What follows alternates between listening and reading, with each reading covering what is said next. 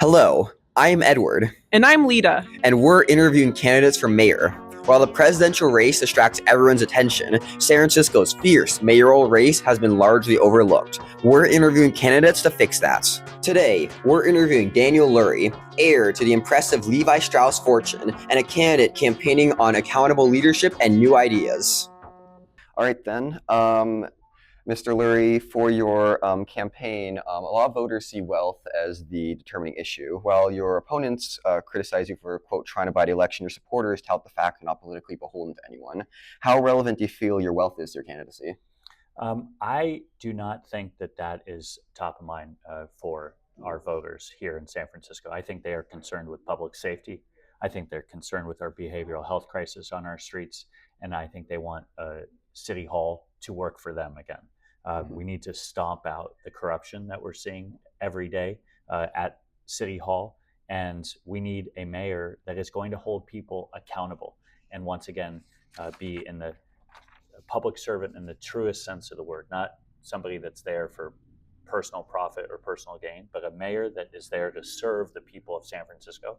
And that's what I think the voters want. Got it. And I think that's a pretty good segue into crime. Right now, San Francisco's violent crime rate is 168% the national median, according to law enforcement. What is your general plan relating to crime and public safety? We need first off, it's my number one priority.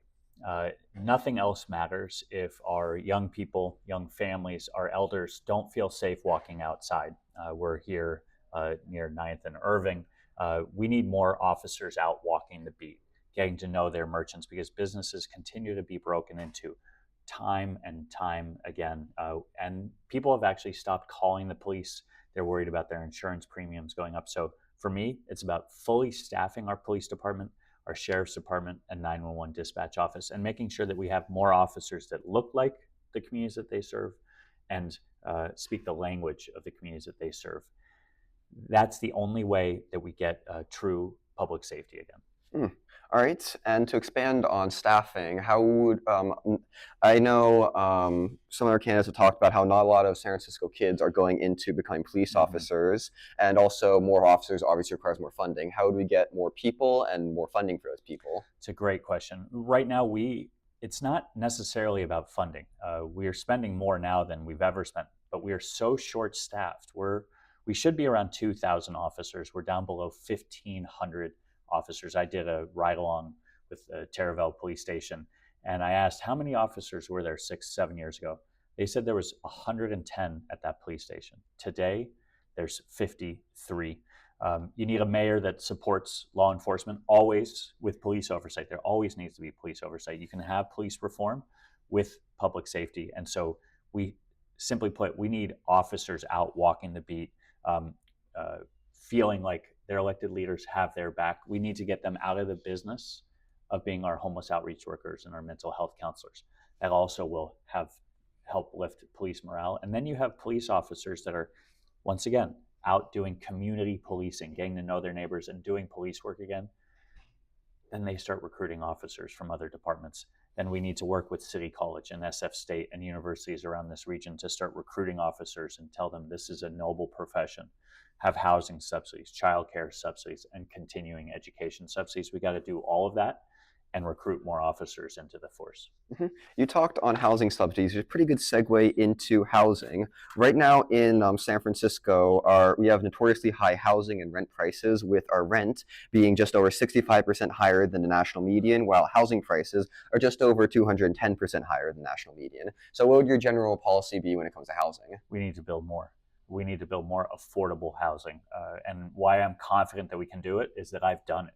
I got housing built on Bryant Street, 833 Bryant. We got a project built in 3 years for $377,000 a unit using good paying union labor.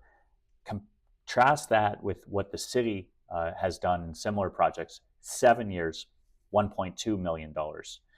We have a broken permitting process at City Hall. The City Hall insiders I'm running against have built up a system. They've exploited it. And now they have the audacity to tell all of us that they're the only ones that can fix it. Well, I'm here to tell you that it takes 33 months to get through permitting in our city. It's filled with corruption because you have to pay permit expediters to jump the line. We're going to shorten that window. We're going to continue to build more housing like I've done before. We're going to do it again for our teachers, our nurses, our firefighters, our creatives, and make sure that we have more affordable housing here in San Francisco. All right. And for your plan with permitting and everything, do you believe that the Board of Supervisors and other forces at City Hall would be supportive of your agenda? And what would your whole overall plan be there? Absolutely. That housing project I just mentioned, I had to go around work all the supervisors. We got a unanimous vote to get that building built. That building was so successful, that model, that we now have another project going up at 1633 Valencia. 100% senior housing, about 135 units there. It's going to cost $520,000 a unit and still take about 3 years, much less time than other projects. So yes, I believe that the supervisors want to see more affordable housing built in our city as well. Mm-hmm. So just to recap, your plan for housing is to make the permitting process easier so we get more built. That is one part, and then using a model where you have the developer, the contractor, the subcontractors, the architects all agree up front on the process, so you don't have lots of change orders and lots of increases to the bill. There's a few things, but yes, we have to streamline the permitting. All right. And then similar to, very connected to the housing crisis, right now we have a higher than average homelessness population with just over 8,300 homeless people as opposed to 3,850 shelter beds. What would your plan on homelessness be? First 6 months, we're going to treat it like the emergency that it is, and we're going to stand up 1,500 disaster relief beds or emergency shelter beds. We're going to offer people shelter. We're going to offer people bus tickets home through the program called Homeward Bound. If someone calls somebody and there's a loved one on the other end, we'll send them home with food vouchers and a bus ticket. Third, you will have more mental health and drug treatment beds. So those that are struggling with addiction or mental health issues on our street will be given an opportunity to get treatment on demand. And treatment on demand means that when you want help, you can get it. Right now, you're turned away 50% of the time. So we're going to have those three options available to people, but there will not be a fourth option to stay on our streets. We have to send a message to the country and to the world that you do not come to San Francisco to deal drugs or to do drugs or to sleep on our streets.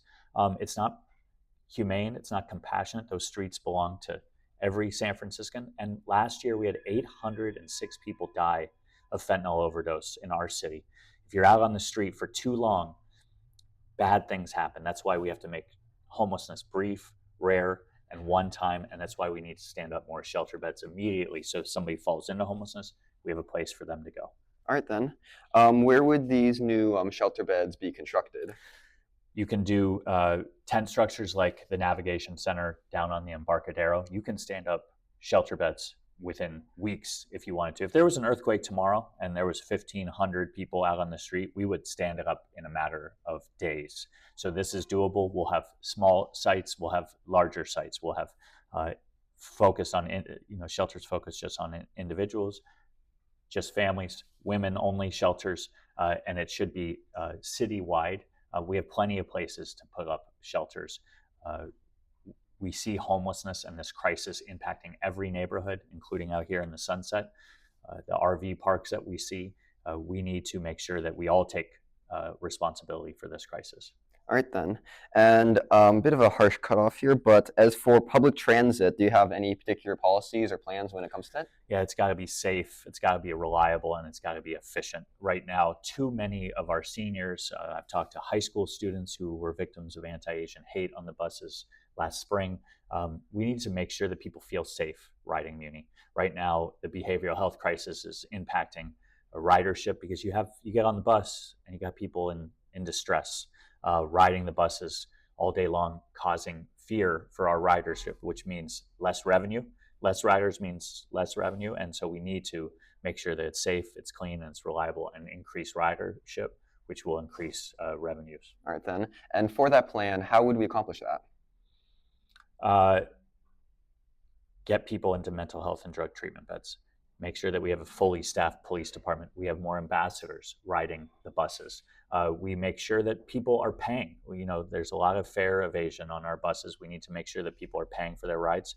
I'm committed to keeping up to 18 free for Muni, but others need to pay because too many hardworking people are paying and too many people are taking advantage of the system. So let's make sure that we get people paying again. You mentioned ambassadors on the bus. Could you elaborate on what you mean by that? Yeah, you see ambassadors walking commercial corridors in West Portal, out here on Irving.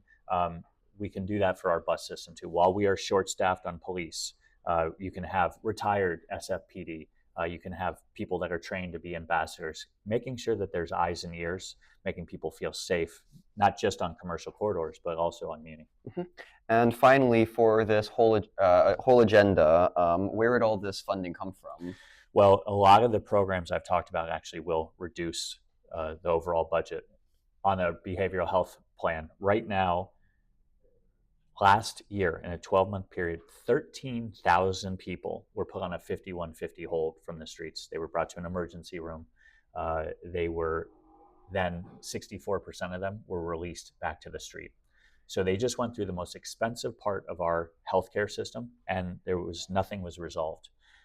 We're going to have care coordinators at those 8 or 9 city emergency rooms doing warm handoffs to step-down beds and detox beds. That's going to save the taxpayers tens of millions of dollars. And then we're going to also have oversight over our big public works projects and making sure contractors are coming in on time and on budget. We're going to make sure that the nonprofits that we're funding to the tune of $1.7 billion a year of taxpayer money are well accounted for, and that there's metrics and key performance indicators on every contract that we have in City Hall. Right now, there's no oversight, there's no accountability. We don't know if the money is being well spent. Good intentions are not enough. We need to make sure that there's accountability.